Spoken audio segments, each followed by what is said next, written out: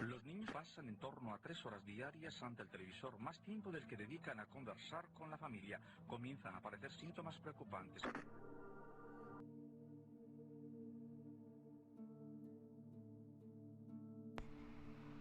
Lo peor que te puede pasar cuando conduces por la noche es sufrir una avería,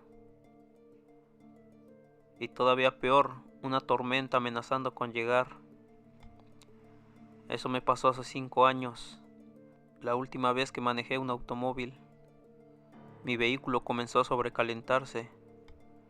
Estaba a 3 horas de mi destino, así que lo más inteligente que se me ocurrió fue buscar algún sitio donde parar. Tomé un desvío por un camino de tierra. Al revisar el motor, noté que no tenía agua. Se había roto la manguera por donde esta pasa.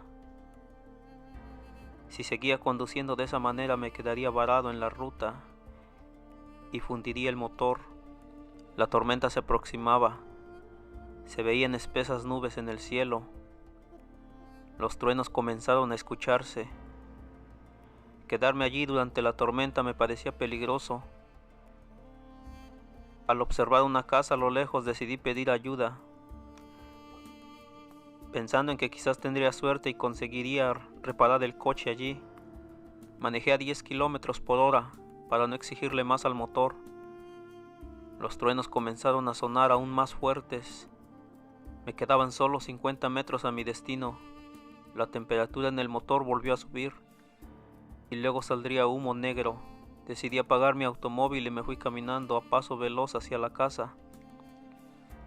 Podía ver las luces en las ventanas, así que entendí que había gente. Toqué la puerta al momento en que empezó a llover. La puerta se abrió apenas unos centímetros, permitiéndome ver el rostro de un anciano.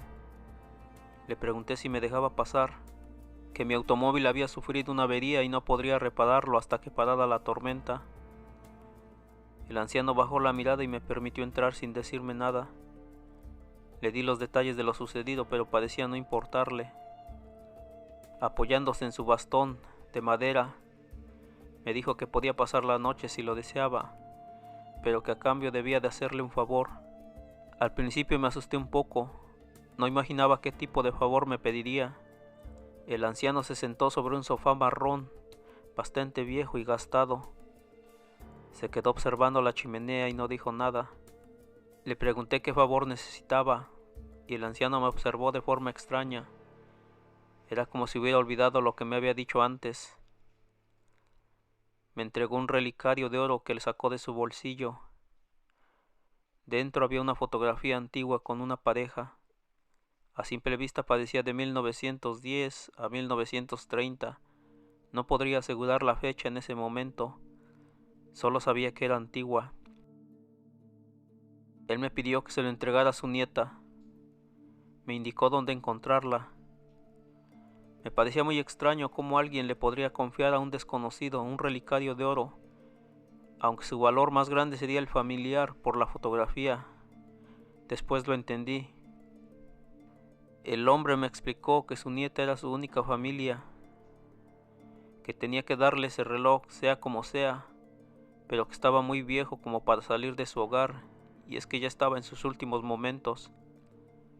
Su angustia me contagió, aunque no supe qué decirle, solamente le prometí que entregaría el relicario. Pasé la noche en una habitación modesta. Me sorprendía la limpieza de la cama, que no hubiera telarañas ni olores extraños. Entendía que ese anciano no debería de estar tan solo, él no podría mantener el aseo. En la mañana desperté con algo que se movía sobre mi pierna. Al abrir los ojos noté una rata que caminaba por mi pantalón. La pateé al instante y salté aterrado. No era por miedo, sino a las enfermedades que podría tener una rata. Una sensación nauseabunda me invadió. La habitación olía podrido. Tenía telarañas como si nadie hubiera estado allí por años. Al buscar al anciano dentro del hogar solo encontré un cadáver. Un esqueleto momificado, sentado sobre el sofá marrón. Pude apreciar cómo el cuerpo estaba aferrado a un bastón de madera. en la misma posición en que vi al anciano en la noche anterior. Miré la foto del relicario. La ropa del joven era la misma que la de él. Por un momento quedé en shock. Me quedé paralizado. No tenía miedo, para ser sincero. Solo tenía la necesidad de analizar todo lo que veía y compararlo con lo de la noche anterior.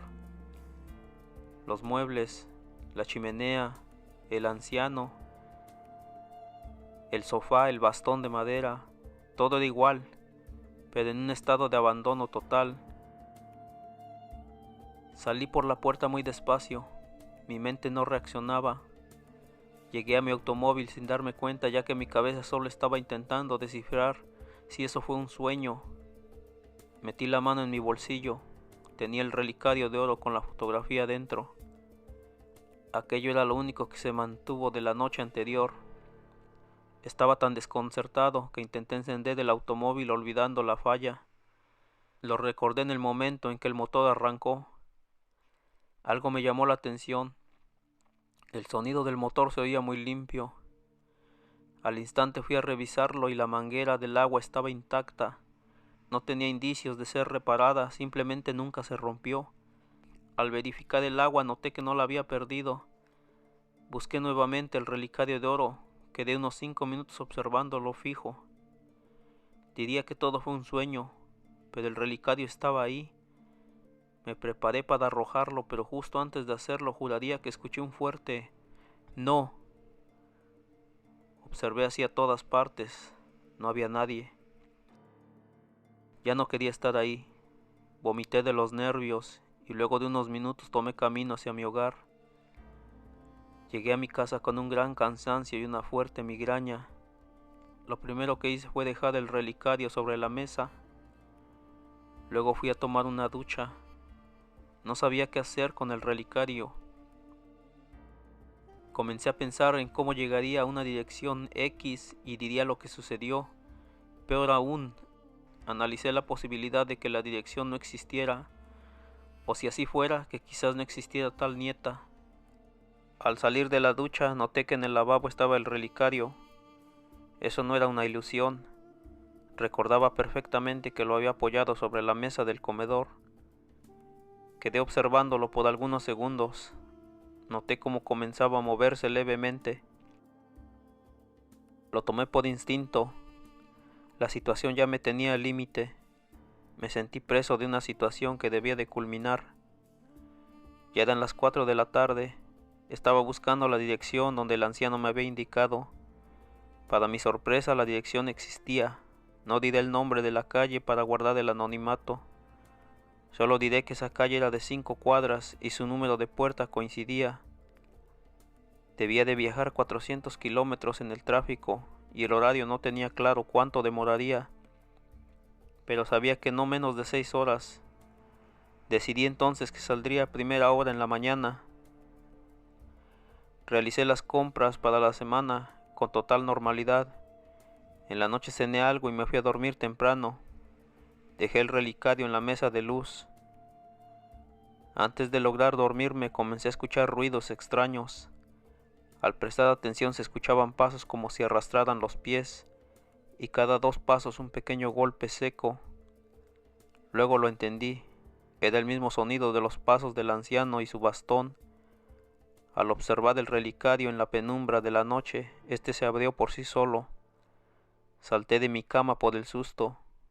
Gritando, agitado, sentía que estaba por entrar en un ataque de pánico. «No me lo voy a quedar», gritaba, en voz alta, a la nada. Luego comencé a llorar. Estaba hablando solo. Sentía que me estaba volviendo loco. Me dio la sensación de oír «por favor», en un susurro muy débil. Quería acabar con aquello de una vez por todas. Ignoré las altas horas de la noche. Me vestí con prisa. Cargué gasolina y salí en medio de la noche. El automóvil se me había apagado en las primeras cuadras. Estaba tan nervioso que mi pie no coordinaba con el embrague. Cuando logré medianamente estabilizarme, salí a toda marcha. Manejé por 5 horas en la noche. Casi no había tráfico, por lo que llegué antes de lo esperado. Aún así, Fueron los 400 kilómetros más largos de toda mi vida. Llegué a la dirección indicada. Busqué el relicario en mi bolsillo solo para asegurarme que lo tenía. Mis piernas me dolían por los nervios, como cuando salí a andar en automóvil por primera vez en el tráfico. Encontré el hogar a las 5 de la mañana. Dudé en tocar la puerta. No esperaba que me abrieran a esa hora. Después de varios intentos de tomar coraje, golpeé la puerta. No esperaba que me abrieran tan deprisa. La señora que me atendió parecía esperar a alguien más. Me observó de arriba abajo. Era comprensible por mi estado. Ella me cuestionó por mi visita. Le dije que buscaba a una tal Magdalena, que tenía un encargo de su abuelo. La señora casi me ejecuta con la mirada. Estaba furiosa y cerró la puerta en mi cara. Golpeé sin parar. Estaba en pánico. Esta vez salió un hombre, apuntándome con una escopeta, y no podía culparle. No recuerdo mis palabras exactas.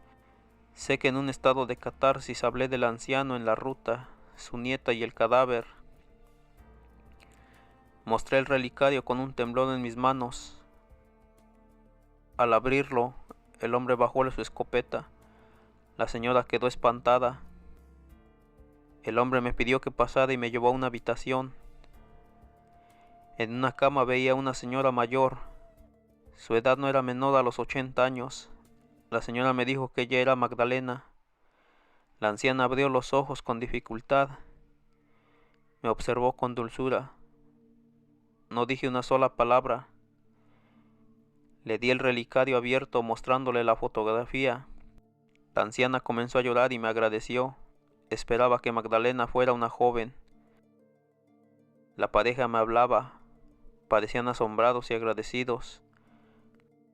Los ignoré por completo y salí del hogar. Temía pestañear y ver los muertos. Creo que ellos eran de verdad, pero no quería averiguarlo. Regresé a mi casa en mi automóvil. Luego lo vendí y jamás conduje hasta el día de hoy.